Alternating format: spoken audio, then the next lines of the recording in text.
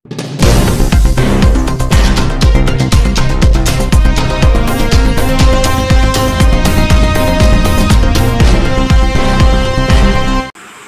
কংগ্রেসের নতুন পদ পেলেন আরসালান খালিদ। নিজস্ব সংবাদদাতা শারদ পাওয়ারের নেতৃত্বে ভারতীয় জাতীয়বাদী কংগ্রেসের তরফ থেকে হাওড়া বকুলতলায় এক সাংবাদিক বৈঠক করা হয়।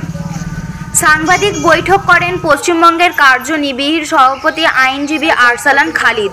শারদচন্দ্র পাওয়ারের নেতৃত্বাধীন যুব কংগ্রেসের এনসিপি পার্টি আরসালানকে এই পদ দিয়ে গর্বিত বলে মনে করেন।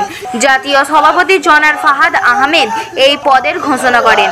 খালিদ বর্তমানে পশ্চিমবঙ্গ প্রদেশ কংগ্রেসের কমিটি মিডিয়া কমিউনিকেশন সেলের কার্যনির্বাহী সদস্য হিসাবে কাজ করেন।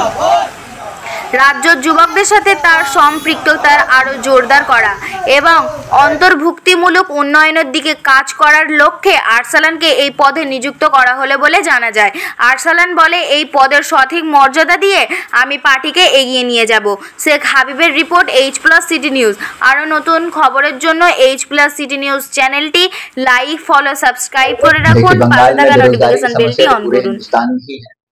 हमारे प्रधानमंत्री ने कहा था कि वो रोजगार देंगे, 2 करोड़ रोजगार, लेकिन अभी तक वो रोजगार कहाँ है हम लोग को तो नहीं मिला है। और बेरोजगारी का दर आई थिंक 81% हो गया है आज के टाइम में। मे बी मैं इनकरेक्ट हो सकता हूँ उसके पॉइंट से। हाँ, तो बंगाल में हम लोगों का जो युवाओं को जो रोजगार नहीं मिल रहा, हम लोग उनके लिए आवाज उठाएंगे, क्योंकि अभी हम लोग न्यू कमर है, अभी हमारा संगठन नहीं, हम लोग को संगठन पे काम करना। तो धीरे धीरे हम लोग जो मेन मुद्दे हैं युवाओं के लिए, जो युवाओं के बेरोजगारी के जो मुद्दे हम लोग उसको उठाएंगे, सरकार से पूछेंगे, सरकार को घेरेंगे। मैंने कहा ना कि हमारी लड़ाई सिर्फ सड़क तक नहीं है, सड़क से विधानसभा तक।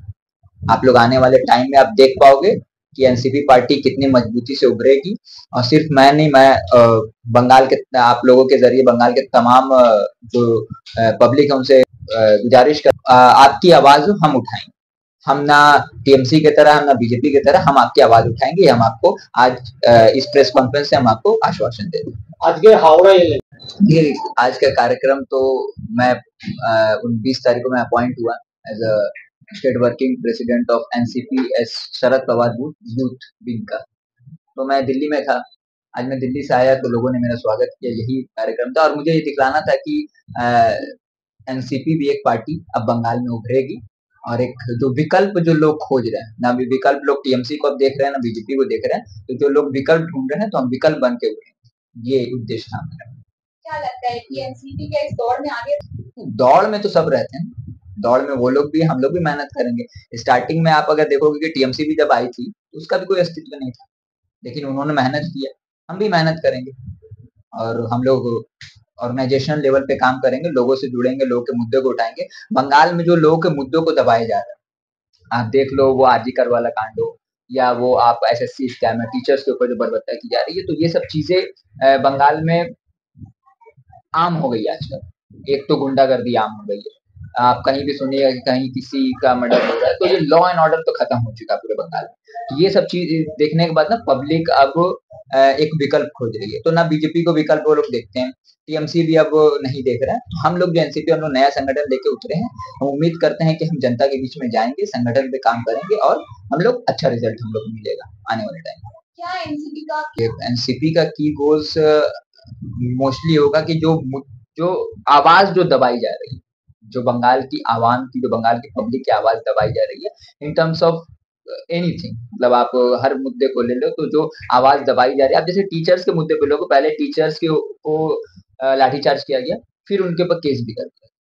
तो ये सब जो चीजें बंगाल में हो रही है, ये डेमोक्रेसी के खिलाफ है। हमारा हक है, हम प्रोटेस्ट कर सकते हैं। अगर कुछ गलत हुआ है तो हम सड़क पे जा सकते हैं, सड़क से सदन तक जा सकते हैं। लेकिन जिस स्टेट में अगर ये चीज अलाउ नहीं किया जा रहा, तो आप समझिए कि वहां की सरकार डेमोक्रेसी को मानती ही नहीं, वो समझती है भैया हम ही तानाशाह हैं, हम ही चला रहे। तो बंगाल में ये चीज चल रहा है, और हमारा मेन की गोल रहेगा कि जो बंगाल की आवाम है, उसके जो मुद्दे हैं उसको उठाया जाए, सड़क से लेके विधानसभा तक। देखिए, ये जो जिस लिए भेजा गया वो देश का मामला था, तो मैं इसमें कमेंट करने से अपने आप को नहीं, लेकिन यूसुफ पठान की जगह अभिषेक बैनर्जी को भेजा गया है। शुभेंदु अधिकारी का कहना है कि ये परिवार वाला क्या कहना है? नहीं, देखिए अभिषेक बनर्जी को भेजा गया है तो ममता जी को ये भी देखना चाहिए कि अगर यूसुफ पठान को चूज किया गया तो आप उन्हें भेज देती। और अभिषेक जी को भेजा गया है तो अब वो उनका पर्सनल राय है। हो सकता है कि अभिषेक जी को उस प्लेस पे रखना चाहती हो कि उनसे आगे कोई ना निकल जाए, इसीलिए उनको भेजा गया वहाँ। बंगाल की राजनीति में धर्म को लेकर के हमेशा से विवाद होता रहता है बीजेपी और टीएमसी में, तो इसमें आप क्या कहना चाहेंगे? देखिए बंगाल की राजनीति को हमको अगर समझना है तो हमें यहाँ पे देखना पड़ेगा कि बंगाल में सबसे ज्यादा गंगा जमुना तहसीब होती है, लेकिन लास्ट कुछ सालों से जब से टीएमसी आई है और भाजपा की सरकार, भाजपा अपोजिशन में है, तो ये लोग धर्म के मुद्दे पे काम कर रहे हैं। तो हमें और आपको ये सोचना है, हमारी आवाम को ये सोचना है कि हमें धर्म पे वोट नहीं देना। देखिए हम मुसलमान हैं, कोई हिंदू है, कोई सिख है, कोई ईसाई है। अगर महंगाई बढ़ती है तो सबको वही मिलता है। ये नहीं है कि हिंदू, अगर मैं फॉर एग्जांपल बोला कि अगर भाजपा अपने आप को हिंदूवादी पार्टी बोलती है, तो अगर भाजपा की सरकार बंगाल में है और अगर यहाँ पे तेल का दाम 1 लीटर का 120 रुपए होता है, तो ऐसा नहीं है कि हमें मुसलमानों को 120 में मिलेगा और हिंदूज को 100 रुपए में मिलेगा। महंगाई उनको भी मिलेगी, महंगाई हमें भी मिलेगी। तो ये चीज आवाम को सोचना है, क्योंकि हमको मुद्दों पे वोट करना है। हमको ये सब धर्म के मामले पे वोट नहीं करना है। ये लोग धर्म से सिर्फ अपना वोट बैंक बनाते हैं और हमें वो वोट बैंक बन के नहीं रहना। हमें जो हमारा अहम मुद्दा है, शिक्षा, रोजगार, उसके बाद डेवलपमेंट, हमें इन सब मुद्दे पे वोट करना है कि जो पार्टी हमें ये सब प्रोवाइड करेगी हम उनके लिए जाएंगे। ये नहीं कि जो बोले कि हम इस धर्म को सेव कर, धर्म हमारा पर्सनल होता है, किसी का भी। हम नमाज पढ़ते हैं, ये हमारा पर्सनल है। आप पूजा करते हो, वो आपका पर्सनल है। तो ये हमारा पर्सनल धर्म है। हम इसको शोकेस करके और इस पे राजनीति करना मेरे हिसाब से सबसे तुच्छ राजनीति होती है, धर्म की राजनीति।